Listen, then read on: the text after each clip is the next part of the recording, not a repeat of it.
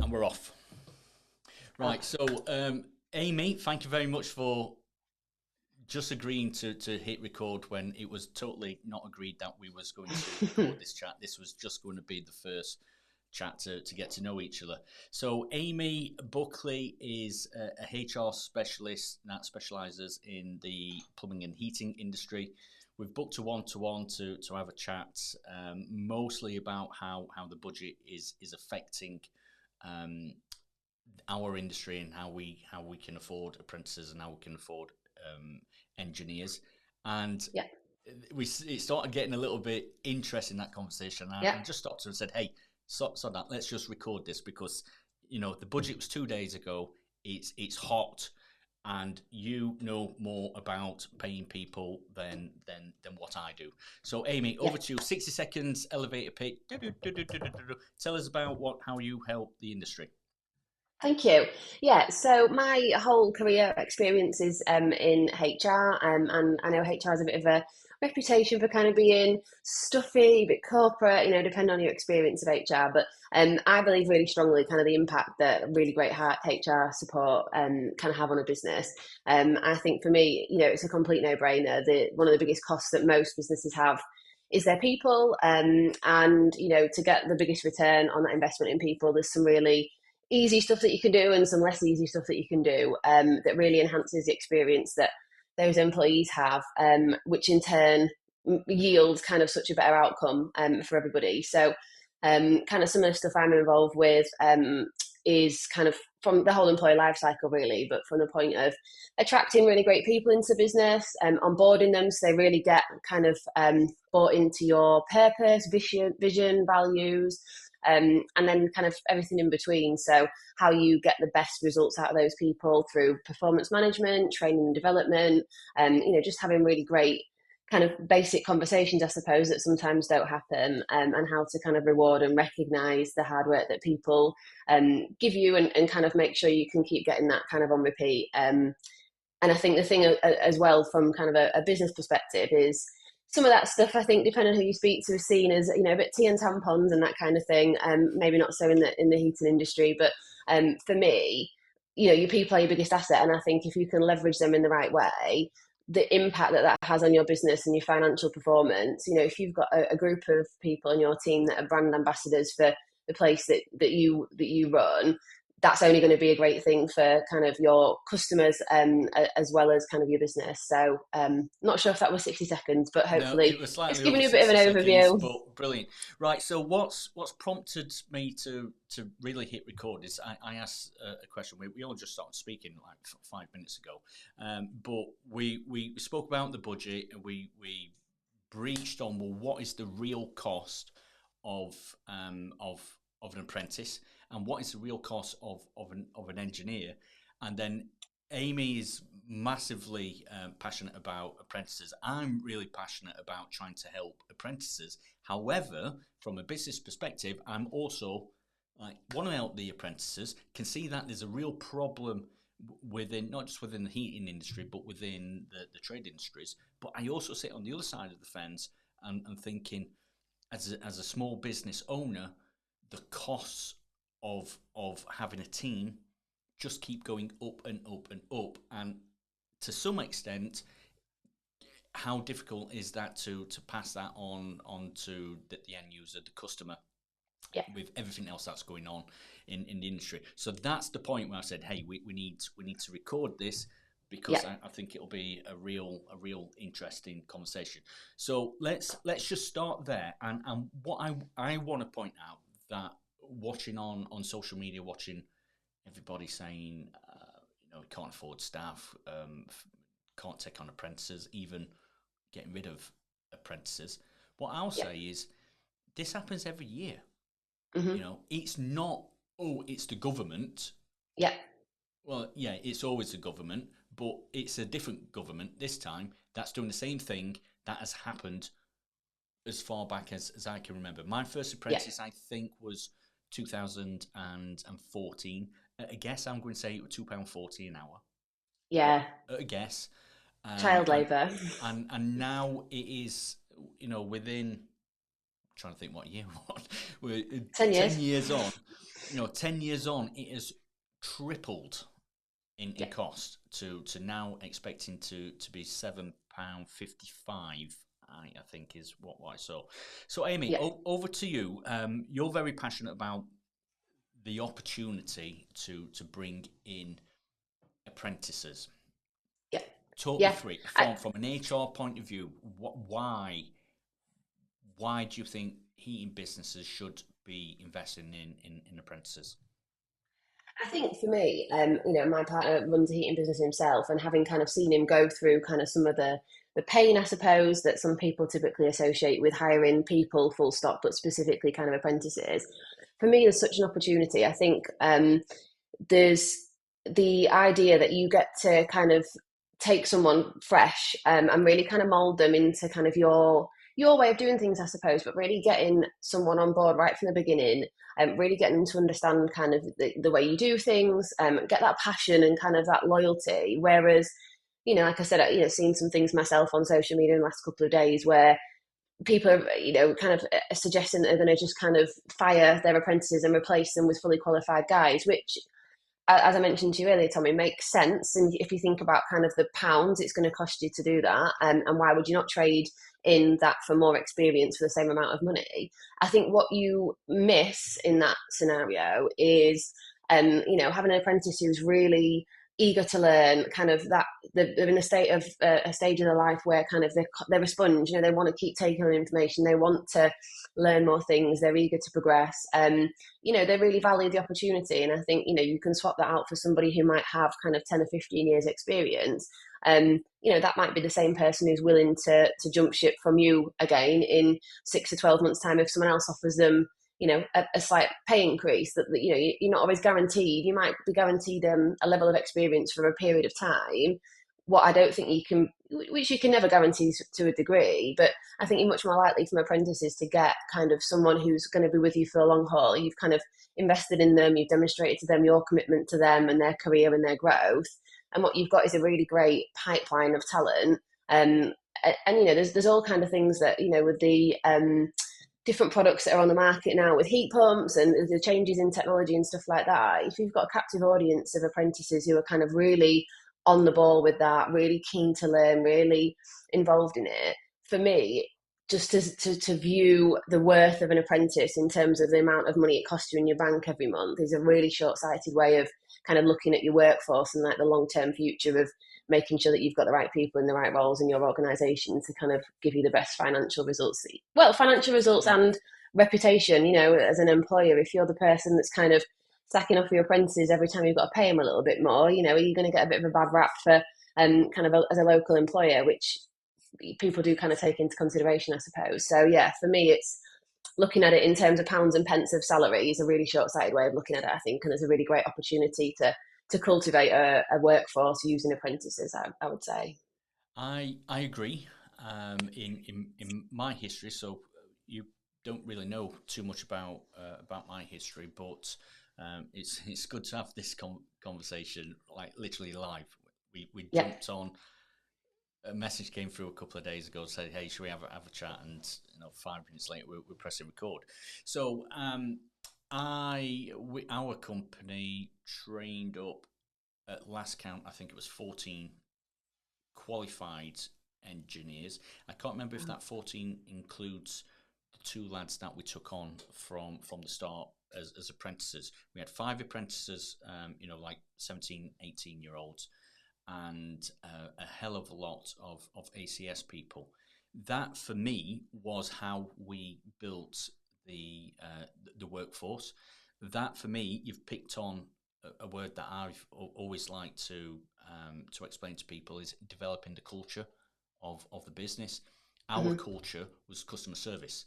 I Yeah, fully believed, kind of changed my mind a little bit at a later point, but I fully believed in delivering 5-star customer service. And we built up over 500 5-star reviews years ago. Years and yeah, years ago, we hit that 500 mark. So to demonstrate to a 17-year-old, 18-year-old, or a 42-year-old, this is how we do business. This is what we do for the customer. yes, being gas safe or yes, being energy efficient is in the top three things of what's most important. But the number one thing for us, developing the culture of customer service. Yeah, Now, I agree with you on from this point that it's easier to train a puppy than the old dog. yeah, The old dog is stuck in their ways, particularly now. Our experience was taking people from other industries. I can remember one was a former prison officer, yeah, wow. and they wanted to, ex-military, loads of ex-military, ex-postmen. They're wanting to get out of whatever industry that they're in, and they're coming into your industry, and they're open-minded. They've got experience, world experience, and they're open-minded to learn something new because this is a new industry for them. But you know, putting an ad out to get the most qualified, the most experienced engineer probably will, if you're waving enough pound coins around, probably will get you that engineer. But are they going to come in and take on your company culture and do things the way that you do it, or are they just going to continue to want to do it the way that they do it? And that's the argument, isn't it, for Yeah. training people up. And And Yeah, arguably, no one goes, most people don't go to work out the goodness of the heart. Most people are going to earn a salary, and obviously no one wants to be shortchanged. But again, there'd be some alarm bells ringing for me, I think, if, an engineer who's got time served in an organisation, they're really great at what they do. Yeah, everyone's got bills to pay. But um, again, this is why I'm so kind of passionate about kind of the impact that HR can have on an organisation. If you create a really great workplace culture, someone isn't going to want to leave. So, you know, realistically, like you said, if someone's having wads of cash thrown at them, it'd be hard to turn that down. But on the other hand, if someone's getting paid a decent salary where they are and they happen to really enjoy the work they do, they feel really valued, they feel part of something where they make a difference, and all that kind of stuff. The likelihood of them wanting to jump ship from your organisation to someone else that's offering them money is less. So actually, the kind of argument about, well, I'll just take on an experienced guy because I'll pay him a little bit more, I'd be kind of concerned about people kind of leaving long term jobs to go and jump ship for the extra cash. And that's why I think it's so important to kind of look at the bigger picture around employing staff. And it is more than just about the salary that you pay them. That is a huge part of it. But all the other bits that go with it, like you said, kind of the workplace culture, the feeling of value, the satisfaction you get from the work that you do, that's the stuff that should kind of make people stay in a job and be really attractive to people. And I think people who are jumping ship just for a few extra £100 is, maybe not necessarily the people that you want on the team all the time, if that makes sense. So, yeah, I think staff are going to cost people more now. There's no way of getting around that. In the same way that gas and electric costs everybody more now. That it's a fact of life. Like you said, it happens every year. The increase goes up. What you do with that increase and what you get from those employees who you're now paying more from is entirely up to kind of you and how you treat them and the things that you put in place to get the most out of those people. So yes, there is an increase in cost to your staff, but there's so many things you can do with those staff to kind of get the most out of them, that won't cost the world and won't take a huge amount of effort. And that's why I think I feel so strongly about it. Some of this stuff seems, I can talk to my partner till the cows come home about some and of this stuff, and I'm like, I was just waiting to yeah, interject there because that's something you've not mentioned so far. So we're yeah, 14 minutes in since pressing record, and for anybody that's watched it to this point or listened to it at this point, if we release it, is you've got experience here. Your partner is running a thriving, rather large heating yeah. business with what's the headcount at the moment? How many members of staff?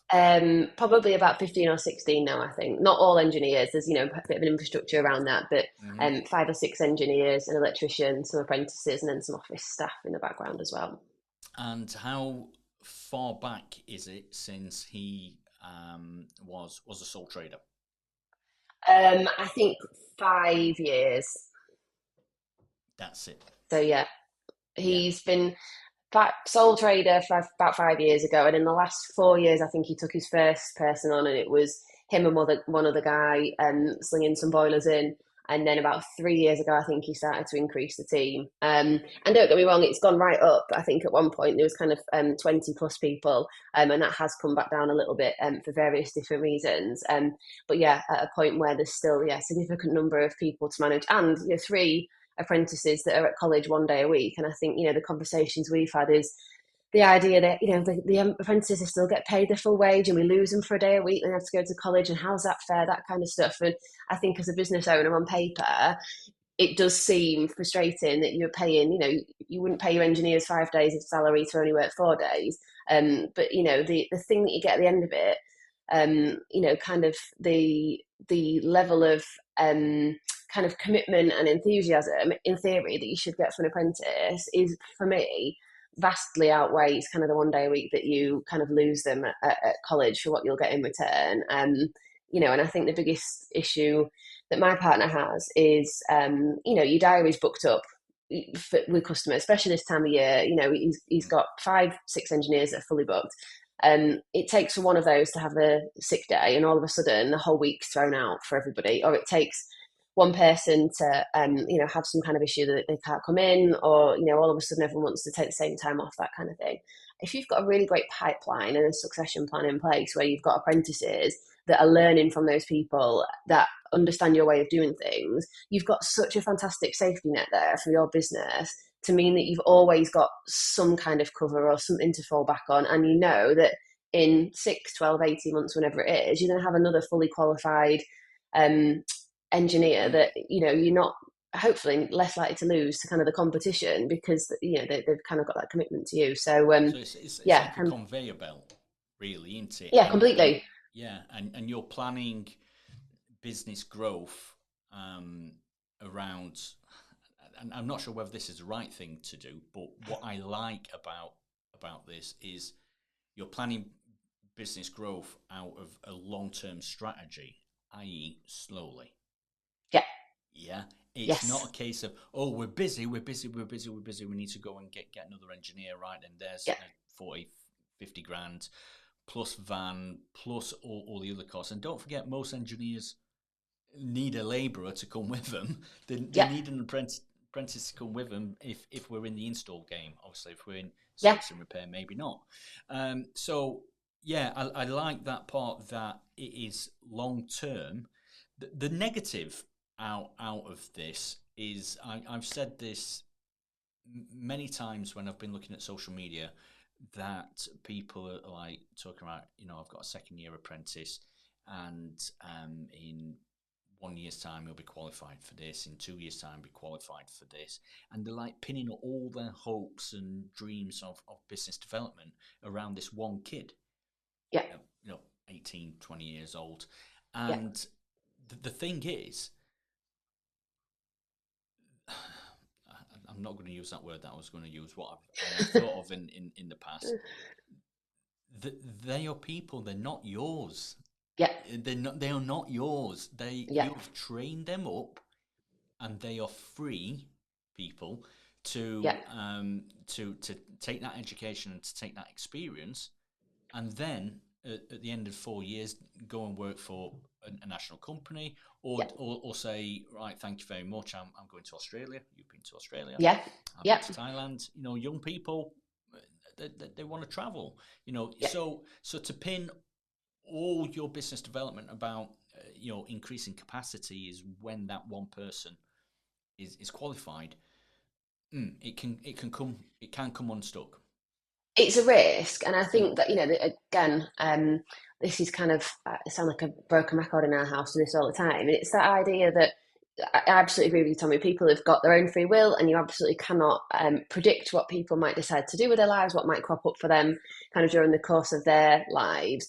What you can do is try your absolute best to make sure that working for you seems like a more attractive prospect than either working for themselves or working anywhere else. And I think for me, it's that thing of cultivating a really great relationship with that person. I'm not suggesting people have to be friends with their team. There's the kind of bit of an argument either way, that a workplace being considered to be a family is completely, and I agree, it's a bit of a weird scenario. But having really great relationships with the people that you work with means that you are much more likely to have an understanding of kind of what their aspirations are and what they might be thinking about doing personally or professionally. But equally, if you've got really great lines of communication with your employees, whether that's through regular team meetings, whether it's through one-to-one conversations that you have with them, performance management, and I don't mean performance management as in managing someone out, but there's performance conversations about what's next, what's coming down the line, that kind of stuff. And you've got a really great culture of open and honest communication.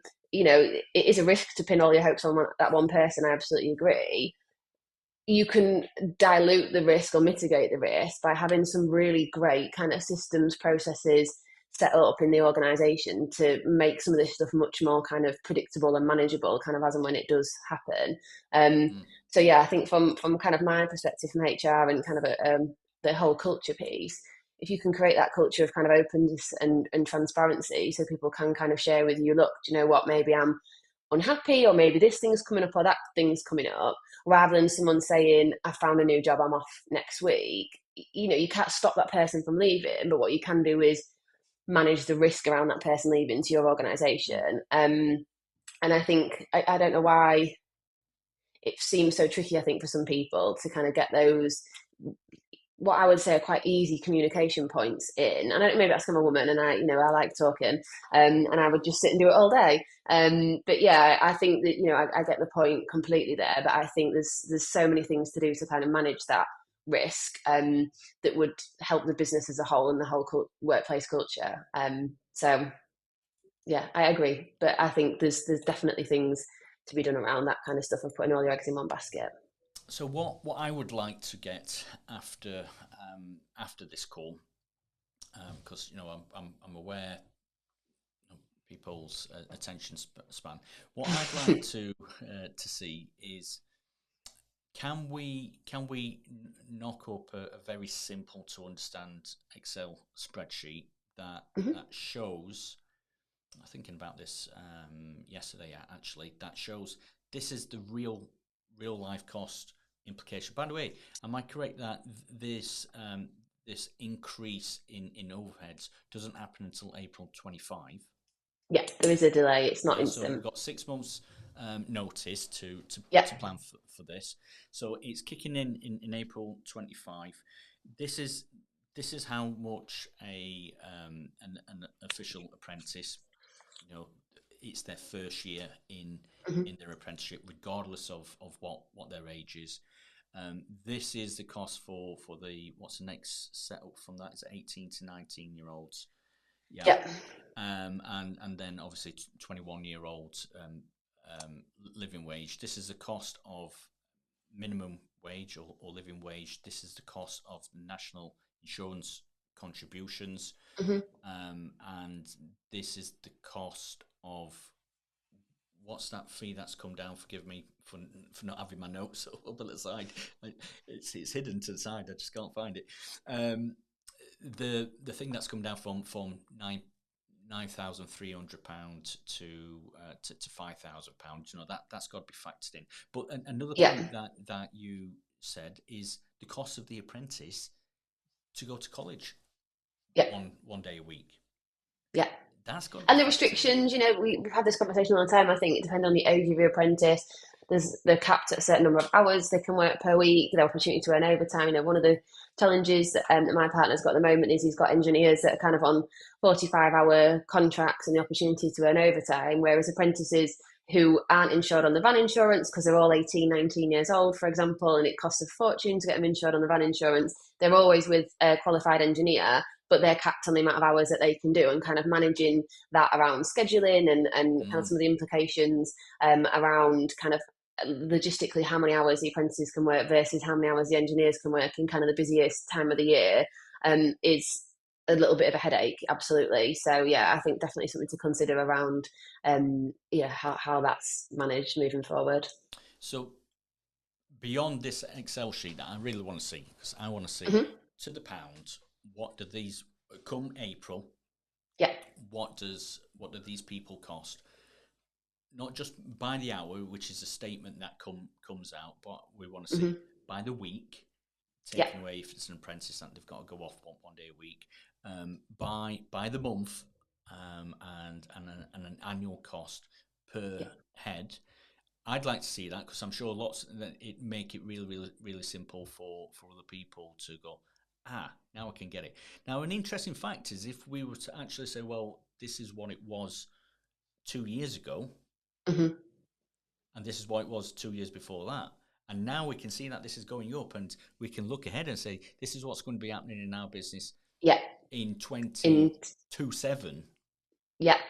So we need to factor that in, don't we, when we're looking at not just the cost of the team, of the staff, but the cost of the business, and what type of service should we be offering?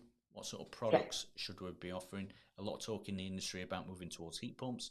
There's more margin currently, more margin in heat pumps. Hmm. So is this another like kind of lever that the mature boiler market, as an example, it's mature, it's very, very competitive. Um, if the cost of labour is going up to the point that a lot of people are saying, well, it's just not profitable to have a team, maybe it's the fact that our business needs to migrate towards a model that is more profitable. Yeah. It's And you know long-term what? It's so planning. interesting. Yeah. Yeah, and I think it's so interesting. And I won't get on my soapbox too much because I know you mentioned about attention spans, and I don't want to bore people to death around it. But I think one last kind of main point for me on that would be, at the moment, people are faced with an increase in cost, and therefore people's instant reaction is, how much is it going to cost me to keep these people? And I think, interestingly, I don't know how often, and I know my partner certainly has gone through a really long period of time without actually kind of quantifying this cost, and we sat and did it the other day. And I'd be interested to see what other people's businesses come out at. I don't know how often business owners sit down and work out the cost of losing staff. The cost of turnover for an average employee, if their salary is £25,000, if that person leaves a business, whether they're dismissed, whether they resign, whatever the reason is for leaving, the cost to the business is 1.5 to 2 times that person's salary. So, on average, if you're losing someone who it costs you £25,000 a year in salary at the moment, the impact of them leaving financially to a business is equal to that and then some. So actually, I completely understand the concern that people have got around how we're going to afford to keep these people.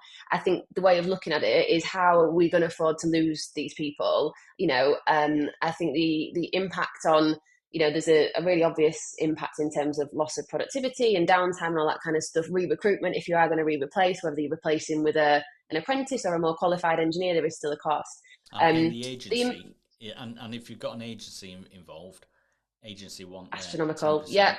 Yeah. And the kind of other unseen cost around that, in terms of, like I said, your reputation locally. If you are the employer that's constantly got this hamster wheel of advertising and recruiting because you can't retain staff, that doesn't look great for your customers.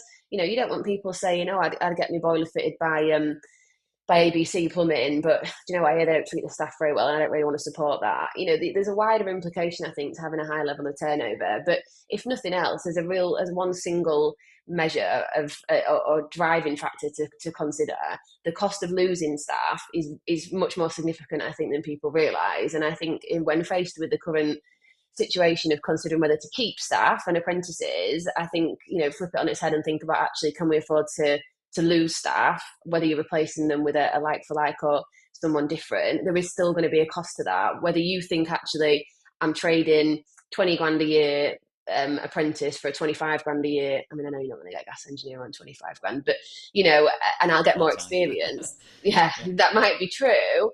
Um, but the cost of all that in between bit, you're actually not going to be any, as far as I can see, you're not going to be that much more financially better off by making that swap. And in actual fact, I think you'd be financially worse off, plus the other things that I think go with that, around team morale, loss of reputation, loss of productivity, all that kind of stuff. So I think it's worth, like you said, I think the key is kind of taking a much more like medium to long term view, certainly, rather than like an immediate short term firefighting kind of view on the current situation. So yeah, I would implore people who are thinking about the cost of an apprentice to really flip it on its head and think about the cost of losing staff and re-recruiting. So Final part then. A final part.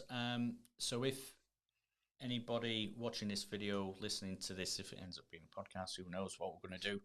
Because it was totally unplanned. yeah. We've not even created a little image to make it look catchy. If somebody wants to speak to a specialist HR person within the heating industry, how would they get in touch with you? LinkedIn would probably be the best place at the moment. So I'm on LinkedIn just as Amy Buckley. You should see my face on there. My website is just kind of getting up and running, which is Heating HR as well. So by the time anyone sees this, if that happens, that should be live and kicking as well. So there's an opportunity there. So here we go. This is what we're looking for. Yep, Amy that's Buckley. me. Yeah, super. So LinkedIn. What happens if they're not on LinkedIn? I should get on LinkedIn. Yes, get on LinkedIn. Get on LinkedIn. But in the my meantime, before you get on LinkedIn, how can people reach out to you? So I've got an email address at the moment, which is hr@swiftheatinginstallations.co.uk. So that's Swift Margaret Heating Installations. So I Installations. Yeah. guess if we share this video anywhere, I can you can PM me this Yeah. information, and I'll just copy and paste it and drop it down in the Perfect. comments. Yeah, brilliant. Amazing. Right, thank you for that. Absolutely not planned, not scripted conversation. It was What you good. mean It was is good. totally authentic and genuine. Yeah, brilliant. Right, I'm gonna hit stop on that, and then I'd like to continue with that chat if you don't mind. Yep, sounds good.